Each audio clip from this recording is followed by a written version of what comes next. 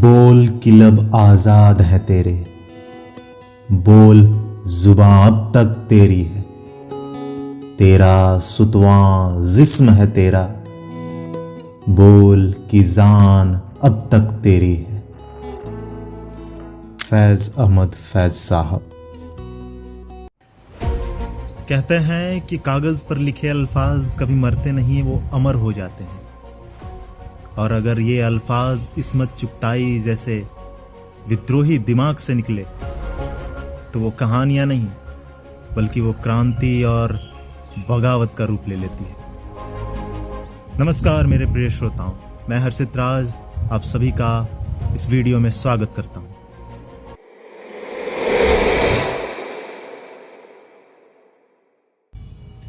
आज मैं जिस पुस्तक का रिव्यू देने वाला हूँ वो कोई उपन्यास नहीं बल्कि एक आत्मकथा है। पर मेरे ख्याल से ऐसा लगता है कि जब आप इसे पढ़ना शुरू करेंगे तो आपको आत्मकथा जैसा लगेगा नहीं, ऐसा लगेगा कि मैं उपन्यास ही पढ़ रहा हूँ या पढ़ रही हूँ। तो इस पुस्तक का जो उन्वान है, जो शीर्षक है, वह कागजी है पैरहन के नाम से है, जो कि इस्मत चुगताई जी के जीवन पे आधारित है। उन्हीं की आत्मकथा है यह और उन्हीं के द्वारा लिखी गई है यह। तो मैं आपको इस वीडियो में बताऊंगा कि इस पुस्तक को खरीदनी चाहिए या नहीं चाहिए, या फिर आपको यह पुस्तक पढ़नी चाहिए या नहीं पढ़नी चाहिए। और मैं अपना एक्सपीरियंस भी बताऊंगा आपको कि मैंने जब इस पुस्तक को पढ़ा तो मैंने क्या एक्सपीरियंस किया। तब तक के लिए इस वीडियो को अंत तक देखें, बहुत मजा आने वाला है। तो बुक रिव्यू देने से पहले मैं आप सभी को एक बार यह पुस्तक दिखा देता हूं। अभी मजा आएगा ना भिड़ो।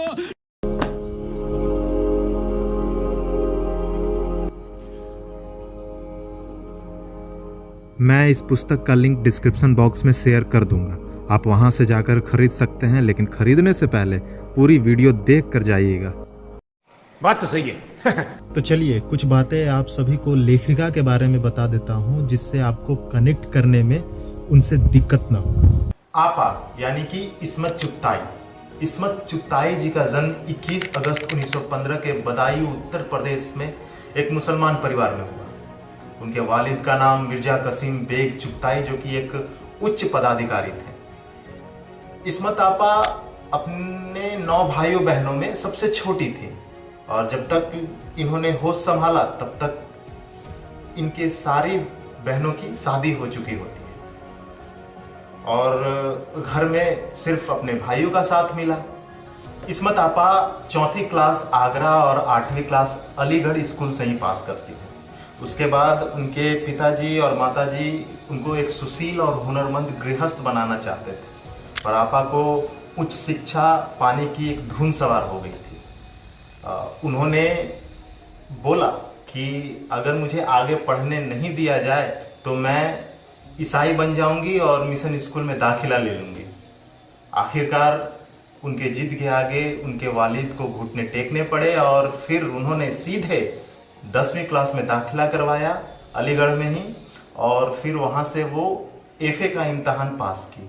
एफए यानी कि आज के समय में आईए के बराबर होता है। एफए के बाद लखनऊ आकर वो आईटी कॉलेज में दाखिला लेती है। आईटी कॉलेज में आकर उनको पहली बार आज़ाद फिजा में सांस लेने का मौका मिलता है। वो तमाम मध्य वर्ग मुस्लिम समाज के बनाए नियमों और रूढ़िवादी सोच के बंदिश और जकड़न से आज़ाद हो जाती है। उन्होंने निम्न मध्य वर्गीय मुस्लिम महिलाएं, जिनको पुरुष प्रधान समाज ने अपने बल से दबाया और कुचला, उन सभी महिलाओं के लिए वो सख्त आवाज बनकर लड़ी और अपनी कहानी वो उपन्यासों के जरिए उनकी पूरी सच्चाई को बयां भी की। इस्मत चुगताई जी को शहादत हसन मंटो, राजेंद्र सिंह बेदी और कृष्णचंद्र के साथ आधुनिक उर्दू फिक्शन का चौथा स्तून यानी कि स्तंभ माना जाता है। उन्होंने अपनी बेबाकी और झूठ को आईना दिखाने के लिए न जाने कितनी बार धमकी और गाली भरे खत भी आते रहे, उन्हें मिलते रहे। अब आते हैं उनके प्रसिद्ध कार्यों पे। उन्होंने बहुत सारी कहानियां लिखी। उनकी पहली कहानी 1939 में फसादी शीर्षक से उस समय के प्रतिष्ठित साहित्यिक पत्रिका साकी में प्रकाशित हुई। एक कतरा खून, दिल की दुनिया, अजीब आदमी आदि उपन्यास भी लिखी, पर उन्होंने अपनी जिंदगी का सबसे बड़ा धमाका 1941 में लिहाफ लिख इस्मत आपा को 1975 में भारत सरकार ने उन्हें पद्मश्री का खिताब दिया। 1990 में उन्हें इकबाल सम्मान, गालिब अवार्ड और फिल्म फेयर अवार्ड से भी नवाजा गया।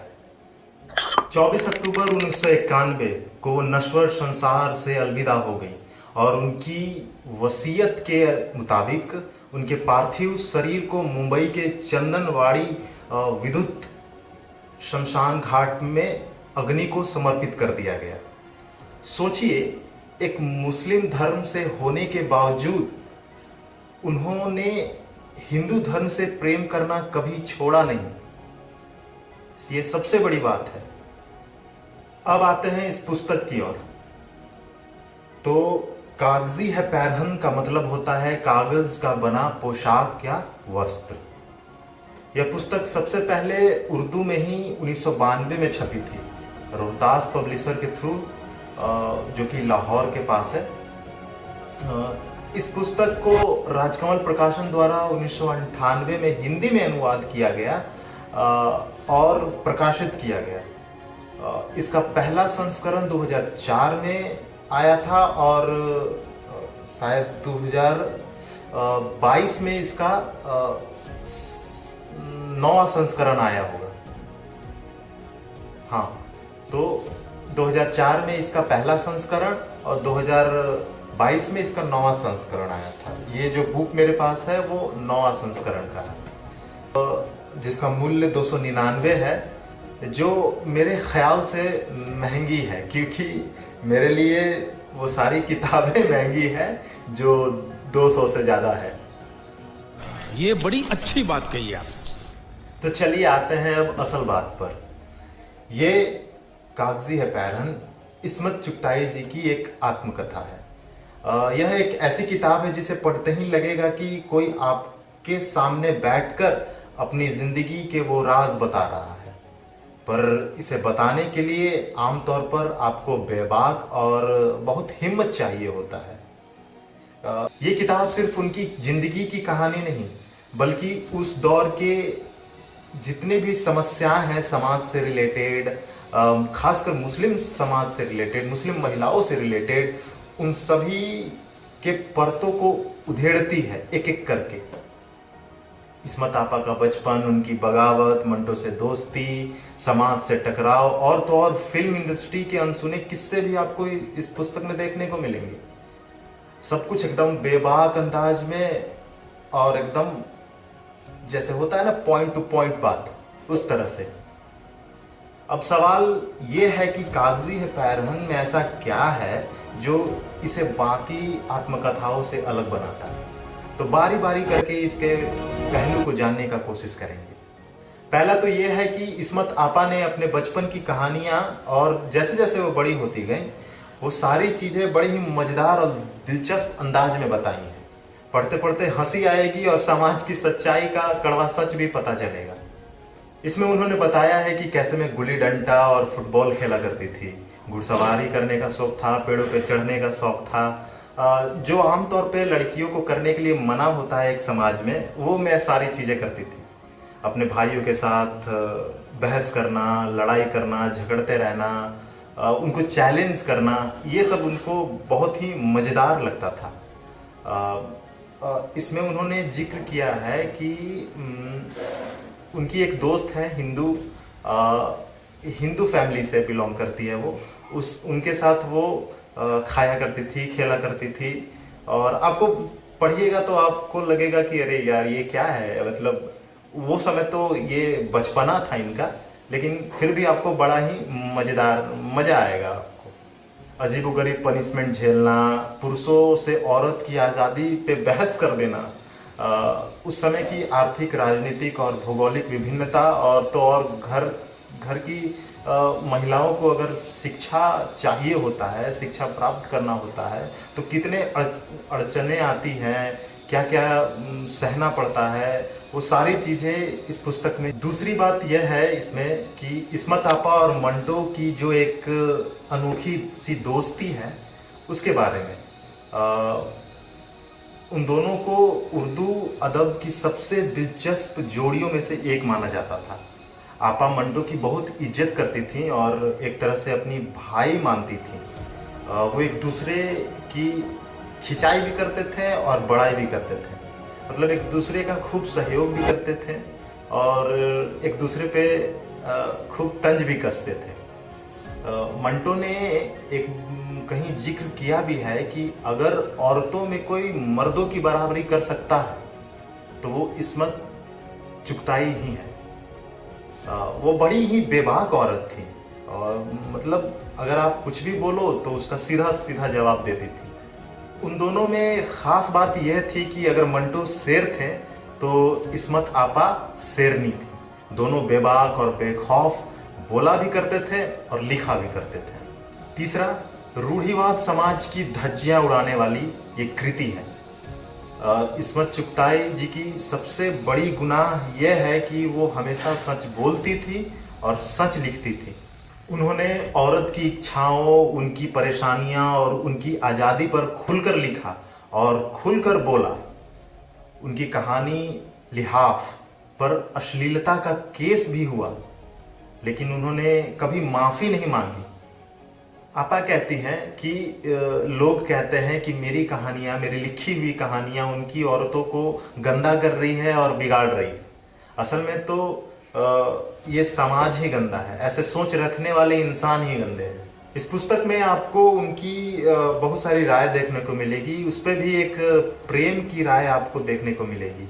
आखिर वैसी महिलाएं जो कुछ बड़ा करना चाहती हैं, उनके लिए प्रेम क्या होता है। तो अब हम बात करते हैं कि यह किताब आपको पढ़नी चाहिए या नहीं पढ़नी चाहिए, या फिर खरीदनी चाहिए या नहीं खरीदनी चाहिए। सबसे पहले आप अगर बोल्ड, रियल और कुछ मज़ेदार पढ़ना चाहते हैं, कुछ बेबाकी चीज़ पढ़ना चाहते हैं, तो फिर ये आपको खरीद लेनी चाहिए, पढ़नी चाहिए। दूसरा चीज़ ये है कि अगर आप अपने उर्दू के शब्दों का संग्रह को और बढ़ाना चाह रहे हैं या फिर सीखना चाह रहे हैं, तो ये बुक आपको बहुत अच्छा खासा संग्रह उर्दू के शब्दों का दे देती है।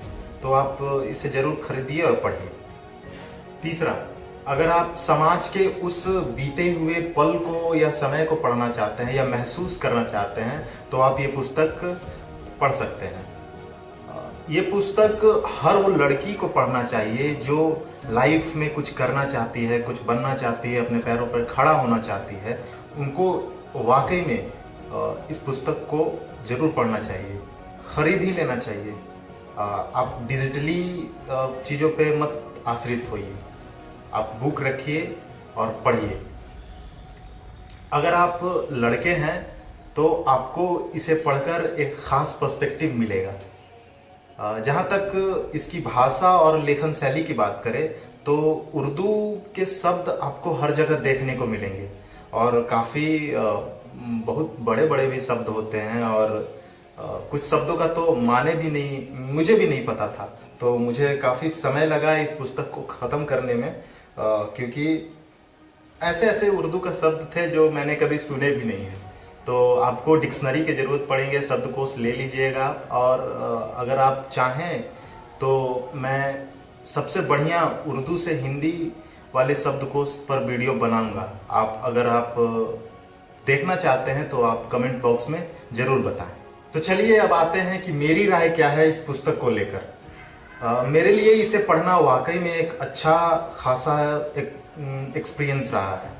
बहुत चीज़ें समझने और जानने को मिली, और तो और उर्दू के शब्दों को जानना, पहचानना और उसे अपने जीवन में उतारना एक बड़ा ही अनोखा चीज़ है। जब भी आप नए नए शब्दों को सीखते हैं तो बहुत मज़ा आता है। जैसे आप छोटे बच्चे हैं और उस टाइम पे आप जब ABCD क ख ग घ सीखते थे, तो उसी तरीके का अनुभव है इसको पढ़ने के बाद। और दूसरी बात यह है कि जब मैं इसको पढ़ा तो आप सबसे बहुत पहले भी जिक्र कर चुका हूँ कि इसमें उर्दू के शब्द काफ़ी ज़्यादा हैं। तो पढ़ते पढ़ते मुझे हर बार डिक्शनरी देखना पड़ता था, फिर पढ़ना पड़ता था, फिर डिक्शनरी देखना पड़ता था। तो इससे काफ़ी ज़्यादा बोरिंग हो जाता है चीज़ें, और इसी वजह से शायद मुझे पढ़ने में काफ़ी समय लग गया। तो अगर ये बुक रिव्यू आपके ज़रा सी भी असमंजस को कि इसे खरीदें या ना खरीदें, पढ़ें या ना पढ़ें, इस असमंजस को अगर दूर करती है तो मैं चाहूँगा कि आप इस वीडियो को लाइक करें और कमेंट करके ज़रूर बताएं कि क्या आपने ये पुस्तक पढ़ा है। तो मिलते हैं किसी अगले बुक रिव्यू के वीडियो में। तब तक के लिए आप खूब खुश रहिए और पढ़ते रहिए।